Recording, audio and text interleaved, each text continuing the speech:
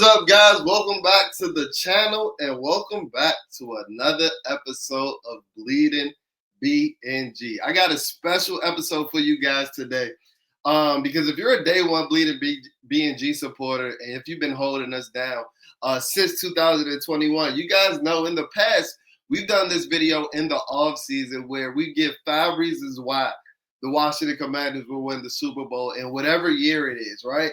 And I try to give you 5 legitimate reasons why I believe in my beloved Washington Commanders. We've done years where they were the Washington football teams. But in all reality, every year that I've done this episode or this style of video, it's been a joke. It's been satire. No matter how much of a legit of a reason I try to come up with, we know that, and it's turned out with all the years and the results of each year that we've done this podcast, that it's never really come to fruition. We even did this last season and we got close, but even last season, that episode was more satire because nobody would have expected the season that we had with us reaching the conference championship for the first time in over 30 years. So without further ado, we're going to give you the 5 reasons why our Washington Commanders will win the Super Bowl in 2025. And the difference between this episode and the episodes that we've done in the past is that we got a realistic shot to win the Super Bowl this year. I won't be getting laughed out of the bar when I say that I think my favorite football team is going to win the Super Bowl this year. People hold that with a little bit of respect, even though we got belted ass in the conference championship. If you've paid attention to any of the national media and anybody outside of the meat munching Philadelphia Eagle fans, everybody believes that the Washington Contenders, that got a ring to it. But the Washington Commanders are contenders going into the 2025 season. And it's a couple of reasons why. And we're here to just lay that out for you, make it as clear as day for you, and lay out the landscape to the ways and the pathway for the Washington Commanders to win that Vince Lombardi Super Bowl and keep it in the NFC East for 2 years running. So before I get too deep into this video, you already know what I'm going to say. Be sure to comment, be sure to like, be sure to subscribe so you don't miss any of the content like this on your Washington Commanders, because you know Bleeding BNG is giving you the most unique content on your Washington Commanders. So without further ado, let's get into this list. So we're going to go in decrescendo order. So we're going to start with number 5 and work our way all the way to number 1. But by the time this list ends, let me know if you agree with the reasons why on this list. Let me know if you would add any reasons. Let me know if you disagree with any reasons. Make sure you infiltrate that comment section. You know I reply back because I love chopping it up with you guys in that Washington Commanders community, man. But let's get into this video.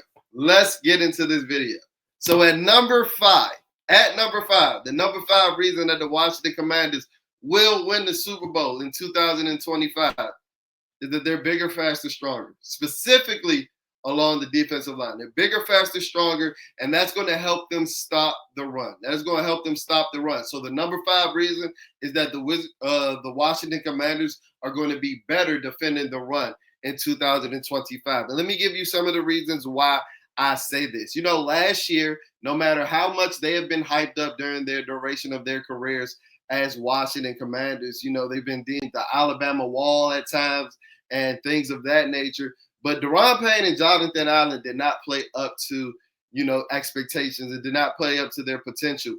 And I hate to say this now because it seems like revisionist history and I didn't acknowledge it at the time.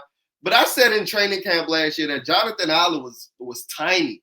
I don't know if he was, you know, he was playing for a contract year and he wanted to be as light as possible so he could chase a huge sack number to boost his contract value. But when you hear the reports from a John Keim and other reputable sources with the local media say that Jonathan Allen played around 280 and 285 pounds last year, it looked like it.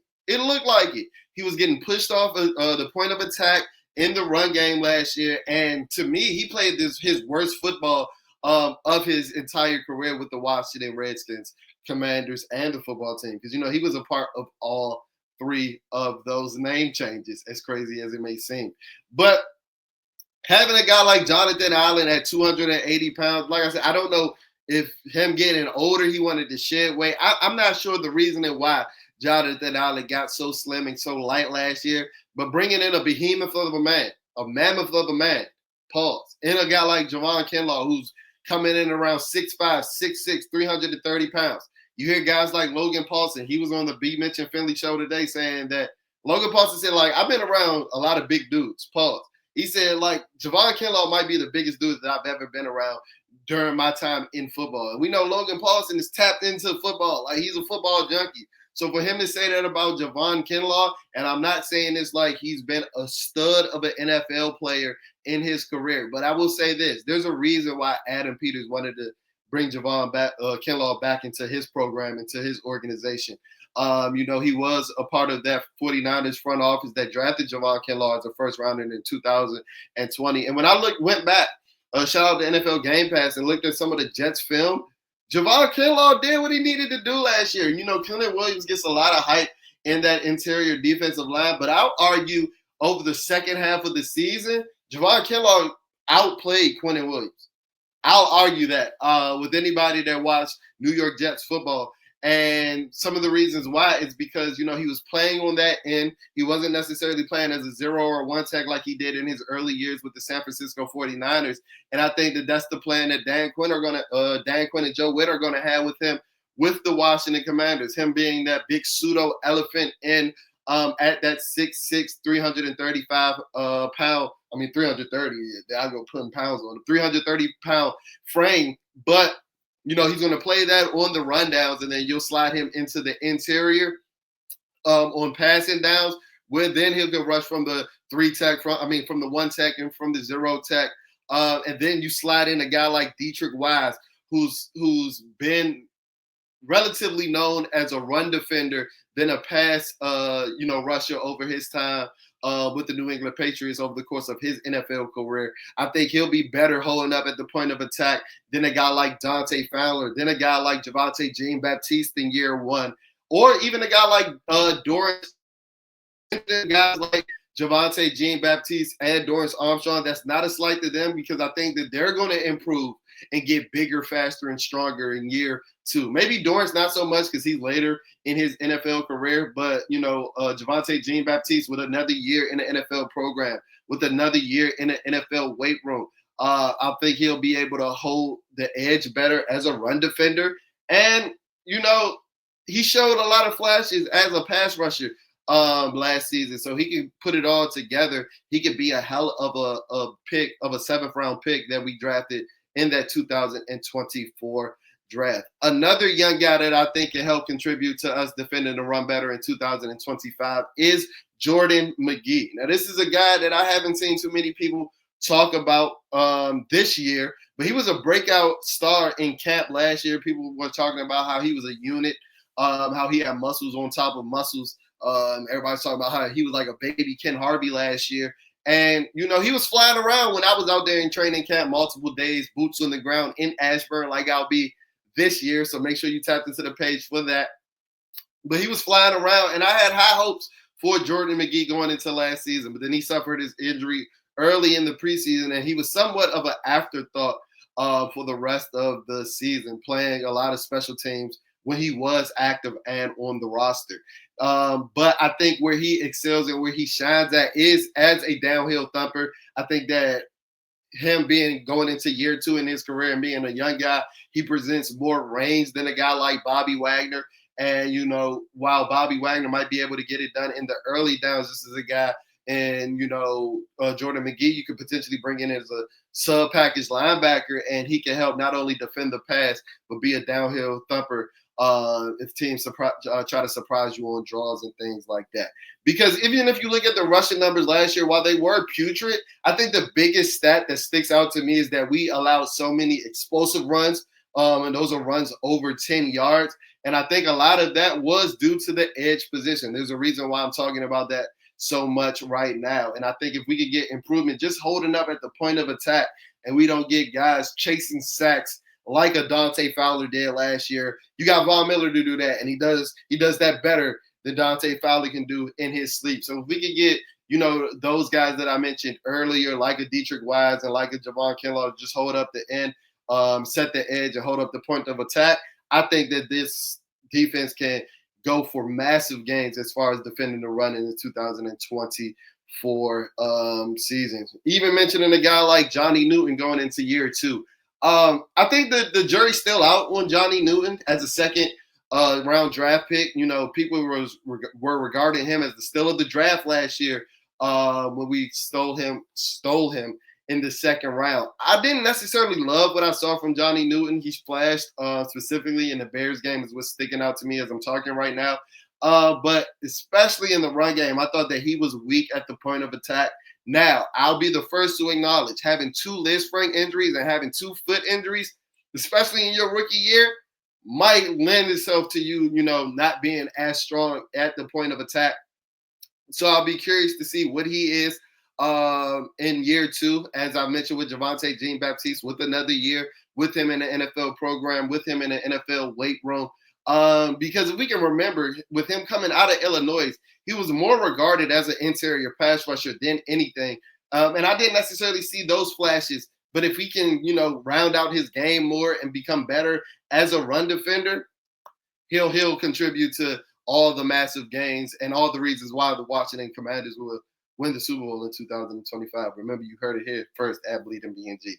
All right, our number four reason that the Washington Commanders will win the Super Bowl in 2025 is that experience is going to win out.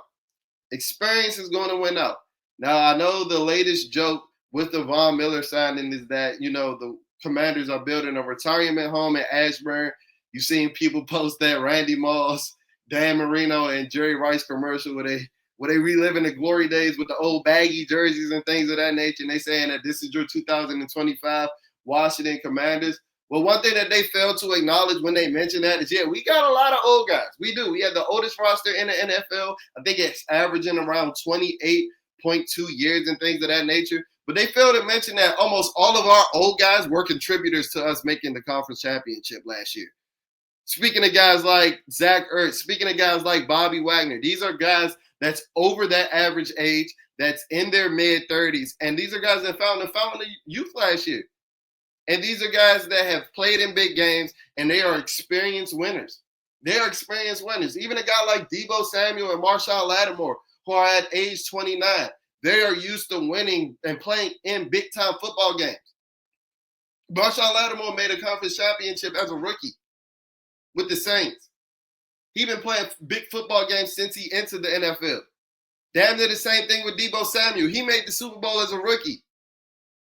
So they had the pedigree, they had the experience to shine through when the lights are the brightest. And that's some things that we see a lot of young teams that come with a lot of talent. They shrink. They shrink when the lights get the brightest. If you think of some of these, teams like the Baltimore Ravens teams in years past, everybody talks about how they drafted and developed, and they do have, some of the youngest rosters, but everybody wants to put their playoff failures on Lamar. I think some of those young guys shrink in the light, like a Zay Flowers fumbling the ball. And I don't mean to just single out Zay, but some of the young defenders not playing like they do in the regular season. I think experience is going to win. This isn't a Ravens podcast, so let's get back to our Commanders.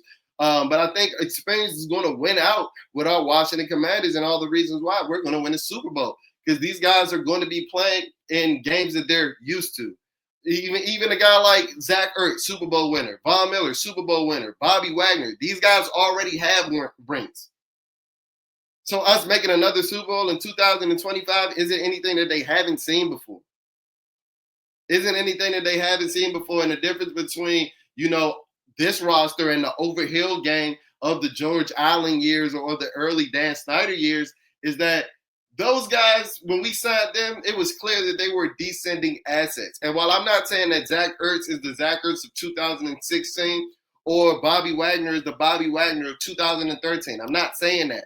We saw last year that these guys are more than capable of still contributing on Sundays in 2025.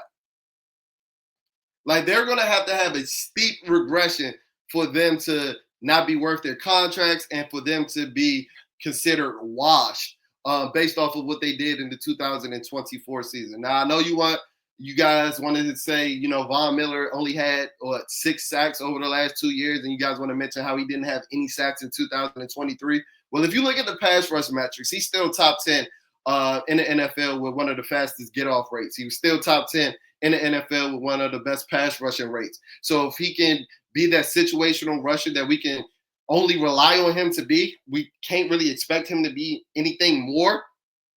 I think he even said it today in one of those Commander channel content channels where he said, I'm looking to play in big games in December, January, and February. That's where that experience wins out. The experience that I'm talking about. So the number 4 reason that the Commanders are going to win the Super Bowl in 2025 is that the experience that people might be knocking us for right now is going to win out. It's going to win out. On to number 3. The number 3 reason why the Commanders will win the Super Bowl in 2025. Drastic improvements in the cornerback room and the secondary, but specifically the cornerback room. And let me tell you why. I say drastic improvements at the cornerback position.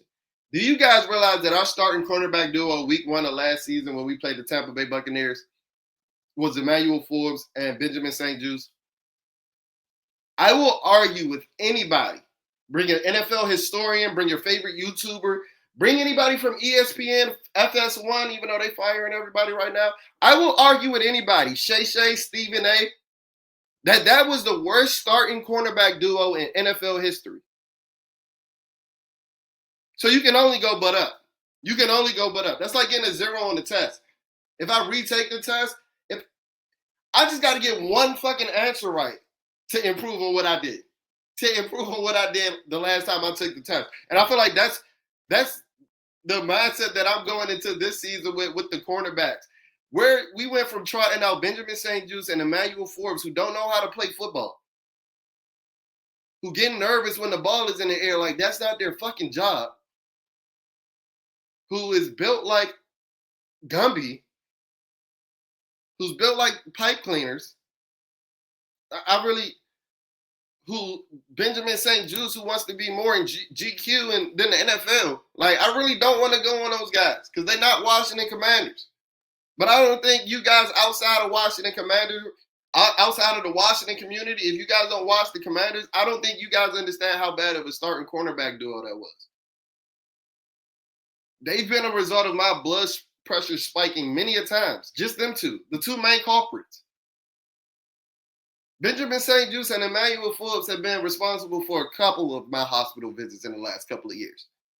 So to go from those two guys to Marshawn Lattimore, Mikey Samberstell, and Trey Amos projected as our starting cornerback trio, with Trey Amos and Marshawn Lattimore starting on that boundary, I don't think I need to say much more. Yeah, Marshawn Lattimore looked like a shell of himself last season, but that's because he still left his hamstring on Bourbon Street. Hopefully he found that joint when he came back up to Washington for minicamp. Hopefully that's what he was doing during the voluntary OTA session when he wasn't here. Hopefully Marshawn Lattimore was looking for his hamstring.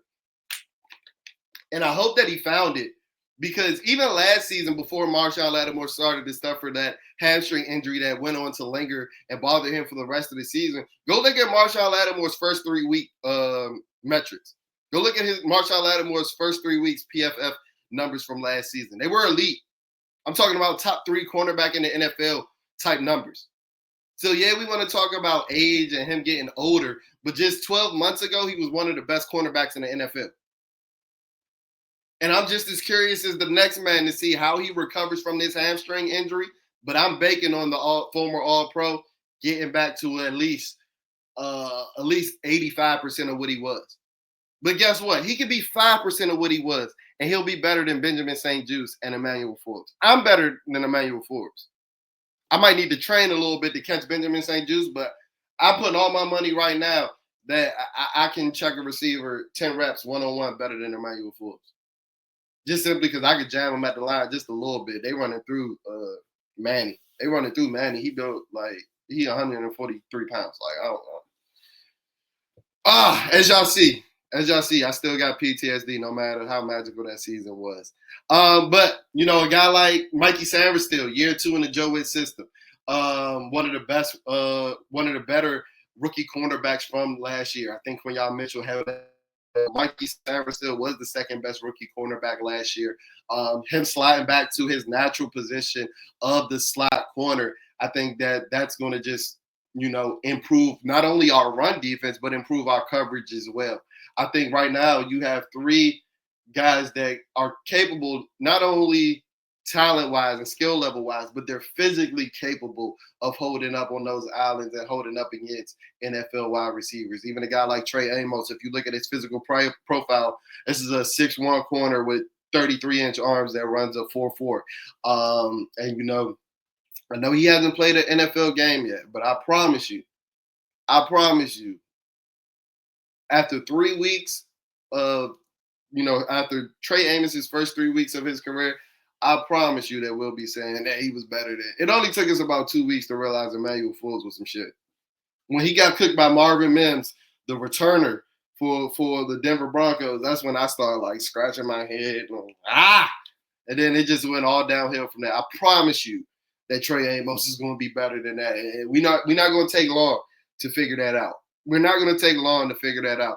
But improvements in the secondary, specifically the cornerback position, is the number 3 reason why the Washington Commanders will win the Super Bowl in the 2025 season. Our number 4 reason, or our number 2 reason, but the 4th reason that I'm giving you. The number 2 reason that the Washington Commanders will win the Super Bowl in 2025. The number 2 reason is kind of tied in with the number 1 reason, not to bury the lead. But it's more talent around Jayden Daniels. More talent around Jayden Daniels. We've had drastic improvements along the offensive line, bringing in a guy like Laramie Tunsil, drafting Josh Connolly in the first round to be our bookend cornerstone tackles for at least the next 3 to 4 years. While Sam Cosmi will be out for, at least the first 5 to 6 games of the season, maybe even the first month of the season. We've added depth along the interior line with Brandon Coleman moving in the guard. I think he'll be a better guard than he was a tackle. And he was a solid rookie tackle just due to his athletic profile, where he's getting help on both sides. I think he's going to be a hell of a puller in space. I think this gives Cliff Kingsbury the capability to get very interesting and exotic with a lot of quarterback runs and things of that nature with the athleticism that a guy like Brandon Coleman will possess, now playing the guard position. And while Sam Cosmi is out, I think people are sleeping on Nate Herbig. Nate Herbig, however you pronounce his name, formerly of the Pittsburgh Steelers and the Philadelphia Eagles. Because if you look at his physical profile, this is a guy that's about 6'3", 320 to 330 pounds. And, when, he was bought in with the Pittsburgh Steelers from the Philadelphia Eagles, he was a highly regarded free agent signing because, he displayed a lot of talent early in his career. Now, he suffered a couple of injuries and things of that nature, but if you've been tapped into this page over the offseason, I expect him to beat out. Well, I don't know how the competition is, but if there's going to be a Nick Allegretti and Nate Herbig competition for the right guard spot while Sam Cosmi is out, I fully expect Nate Herbig to win that job. I fully expect Nate Herbig to win that job just due to the physical profile. If he can stay healthy, there's a reason why Nick Allegretti was a backup with the Kansas City Chiefs and and when they were competing for Super Bowls. I love the guy. He's a fighter. He's a scrapper. He looks like an ogre. He looks like Stret. And he looks like a real offensive lineman. He collects coins, so he's a dweeb. He's a lineman's lineman. Y'all know how I feel about linemen that wear, designer, like Nick Gates wearing Rude and things like that. Nick Allegretti is the furthest from that. So I love Nick Allegretti, but I think that Nate Herbig just has a little bit more talent along that offensive line. And then we get Tyler Biadasz back at 100%. I think that, Tyler Biadasz being banged up, while he didn't miss a lot of games, I think he did miss 1 game. I think Tyler Biadasz being banged up correlated with some of our failures that we had over the second half of the season in the run game. Now, y'all know, I'll be the first to tell you that we need to improve over Brian. If y'all don't know who Brian is, it's Brian Robinson Jr. He on first name only basis with us until he earns his nickname with B-Rob back this season, if he does. So y'all know I held Brian to the fire, but there were a lot of like non-holes that Brian was looking to run through. And my biggest frustration with Brian is that the few times that we were creating holes over the second half of the season, he was still running up linemen's ass cracks, right? So, transitioning from the offensive line to the running backs, we finally got a natural runner and a guy like Ja'Cory Krosky-Merritt and Bill Merritt. And while he is a seventh-round pick, and I'll be foolish to think that the seventh-round pick is going to be the next Terrell Davis. We saw it in Alfred Morris, though. I know he was a sixth-round pick, but we saw a late round running back come in and take the league by storm. I know we talk about RG3's year, but RG3 wouldn't have did that if Alfred Morris didn't run for those 1,600 yards. Alfred Morris still has the franchise record for most rushing yards in the season, which is crazy. So I say all that to say that I think that Bill Merrick has the capability and the talent to surpass Brian Robinson Jr. in the depth chart early in the season, if not in training camp, which just adds to the dynamic talent that a guy like Jayden Daniels is going to have. Then you got a guy like Austin Ekeler, who's back healthy. Because when Austin Ekeler was on the field last year, I told you he was souped up Chris Thompson and J.D. McKissick for Washington Redskin and Commander and football team fans of the past. He's just a chain mover. He's effective when he's out there. And hopefully he doesn't sustain any other concussion injuries, because I've listened to him over the course of the offseason. He does seem a little wary of getting back out there, which I can't knock him for. But a healthy 100% Austin Ekeler, even at the age of 30 or 31, whatever he is a dynamic player with the ball in his hand. So having him year two with Jayden Daniels can only go for improvement, right? And the biggest thing, I was about to get to the biggest thing, but I'll be remiss to not even talk about Ben Sinnott and Luke McCaffrey going into year two as well. I think the talent, let me not mention. I got this, let me not forget, and let me mention. I got this 17 jersey on for a reason. I'm going to sleep in this 17 jersey tonight with the hopes that I wake up to a notification that the Commanders have signed Terry McLaurin to a 3-year, $99 million extension or whatever it is to take to get the deal done. But this number 2 point, the talent around Jayden Daniels, a lot of it has to do is contingent on Terry McLaurin being a Washington Commander in 2025, which I expect him to be. But speaking on like Luke McCaffrey and Ben Sinnott, I think if you want to play the odds and look at the probability, one of those guys are bound to show improvement over the course of year one to year two. This is year two in the NFL program, year two in the Cliff Kingsbury system, and year two building that chemistry and getting more acclimated with Jayden Daniels. Hey, these two were second round and third round draft picks. I don't know how you guys consider draft picks, but to me, anything in the first 3 rounds are considered like high draft pedigree, right? There's a reason why like those picks are so valuable in trades and things of that nature. So like these guys got to make it.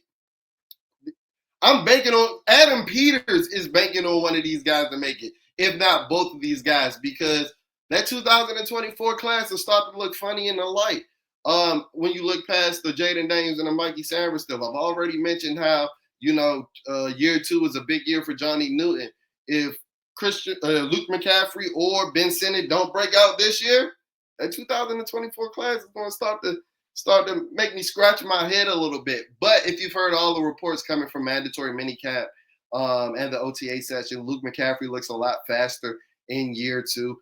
And I'm curious to see the different type of ways that, Cliff Kingsbury can not only use Luke's talents as a receiver while he's still developing, but, Luke McCaffrey was damn near a wildcat quarterback at this time in Nebraska. He tried to show it off a couple of times, didn't ultimately connect on any passes. But I'm curious to see how Cliff can utilize that in year two, as well as utilize Ben Sinnott's talents as not only a pass-catching tight end, but an inline blocker and a guy that can, make something shake out of the backfield as well. And speaking of Cliff Kingsbury, I think he's the biggest reason and the most important person that stuck around for the second year of the Jayden Daniels experience. I'm curious and I'm excited to see how deep Cliff can get in his bag this year. He even mentioned that there were some portions of the passing game that they really couldn't get to at certain points of the year with the offensive line injuries and things of that nature. And I think some of that just had to do with the talent of the wide receiver position. But gets a guy that excels with the screen passes, with the ball in his hands, with the passes at the line of scrimmage, and a guy like Deebo Samuel. And then pairing him with a dynamic runner like a Ja'Cory Merritt. I mentioned I'm curious to see what he can do with a Luke McCaffrey and Ben Sinnott. I think the sky's the limit for this offense this season. We averaged over 30 points a game, and Cliff Kingsbury's keep telling us how he's just scratching the surface of what he can do with this offense. And I think that's one of the biggest reasons why is because he wanted to stick around for the number one reason. And the number one reason, if you made it to the end of this episode, I appreciate you. I appreciate you. Make sure you hit that subscribe button now. We finally made it to the end. Drum roll, please. The number one reason that the Washington Commanders will win the Super Bowl in 2025 is that guy right there. That guy right there. If you're checking us out on YouTube, I'm currently pointing to my Jayden Daniels fat head, the golden boy, the face of the franchise, the one. I made a tweet earlier this offseason where I said that Jayden Daniels is slump proof, and I truly believe that. And that was a couple of months ago.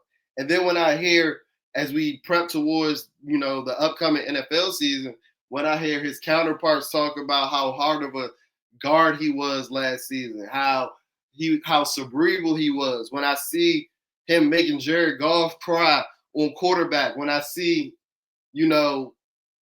Joe Burrow talking about how he had his coming out party against them, it just reminds me of all the reasons why I have all the faith in this franchise. And it's simply because we finally have the answer at the quarterback position. It's because we have the answer at the quarterback position, and year one was amazing. The greatest rookie season in NFL history. I think if anybody debates that, they just trying to be a contrarian. The greatest rookie season in NFL history. But guess what? I think there's room for massive improvement in year two. Because if you look at those counting stats, even if it was the greatest rookie season in NFL history, which it was, Jayden Daniels only threw for 3,600 yards, and he didn't throw for 30 passing touchdowns. I believe he surpasses both of those numbers easily this year. With the talent around him, I told you another year in Cliff Kingsbury's system.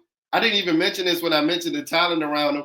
I tweeted this the other day, and if you're not, following Bleeding BNG on X, these are why you miss some of these amazing posts. I said, we ain't seen a Deebo Samuel workout video in 3 years. We practically getting one every day at this point. Deebo Samuel's about to go stupid in a contract year. I don't think y'all realize Deebo Samuel did receiver on Netflix last year. We ain't seen not one clip of Deebo Samuel working out that entire documentary. All 8 episodes, we did not see Deebo Samuel not working out once. I can't log into Instagram now without seeing Deebo Samuel with the route god working out with Xavier Legette. So this is a guy, and I'm saying this because this is a guy that has a nose for the end zone. I mentioned how Jayden didn't have 30 passing touchdowns last year. Think about all of the receivers that got tackled within the 2-3 yard line. Think about all the touchdowns, and he had a lot. Think about the other touchdowns that Terry McLaurin would have had if he didn't get clipped inside of the 5. If Luke McCaffrey didn't get knocked out of the bounds at the 2 against the Cincinnati Bengals. And just as I mentioned, Cliff Kingsbury is going to get super creative this year because he has the guy to do it with. I said it during the season, and I'm going to say it again. We got Black Tom Brady that just so happens to run a 4.4. How is that not the best quarterback in NFL history? Now, I might be getting a little ahead of myself, but I might not be. I might not be. Because somebody had to say it about Patrick Mahomes. Somebody had to say it about Tom Brady. I'm saying it about Jayden Daniels. I'm saying it about Jayden Daniels. There's a reason why he's top 5 in MVP odds going into the season. I'm telling you now. Bet the house on it. Go ahead, put your kids through college. Thank Bleeding Me and G. Just break me off something on the back end when it hits. in February.